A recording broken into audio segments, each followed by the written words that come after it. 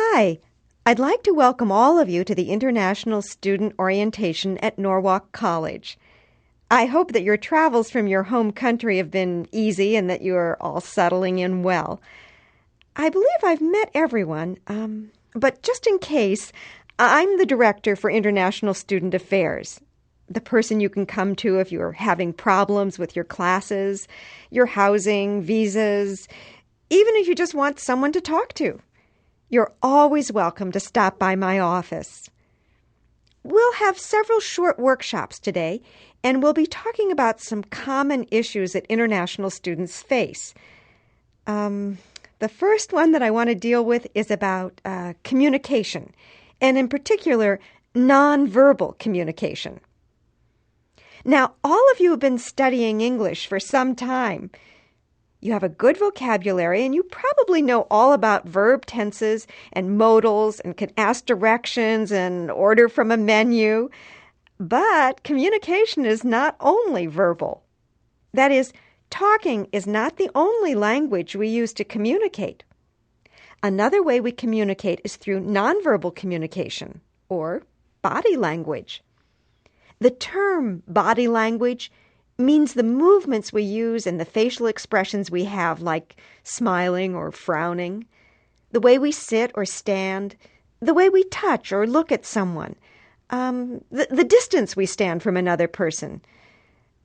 Some psychologists say that more than 60% of our communication is actually done through body language.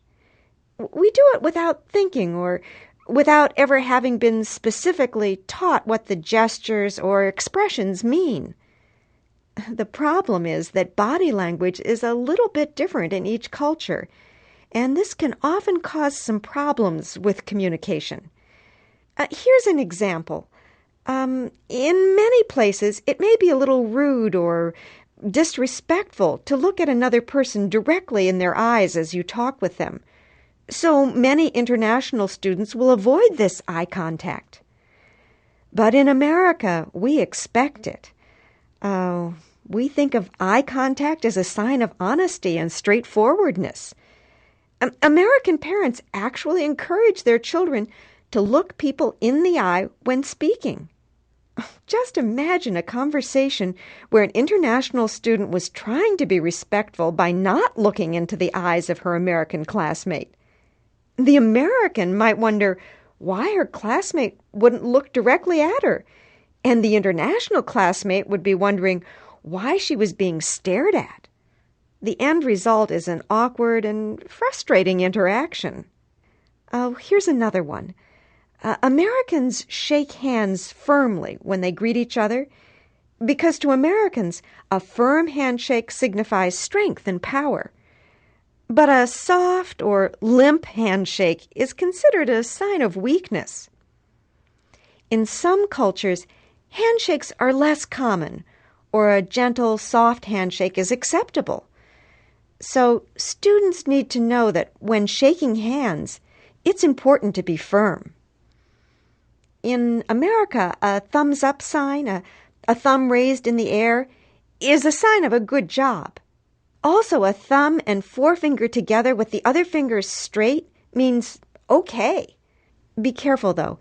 In other countries like Germany, Brazil, or Japan, this okay symbol can have other meanings. So be aware of who you're talking to when you use this gesture.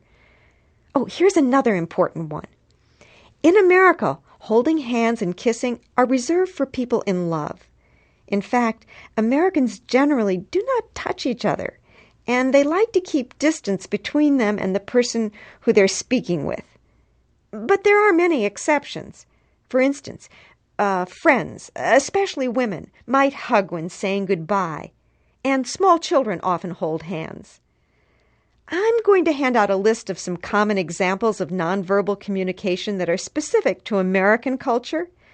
Now, I don't want you to panic. You don't need to know all of these examples of body language. It's more important just to be aware of differences in body language between cultures. If you're not sure what a gesture means, it's okay to ask. Oh, I forgot an important example of body language. If ever you're worried about your ability to communicate, there is one gesture that is the same in every country. Everywhere around the world, people use the smile to communicate pleasure and happiness.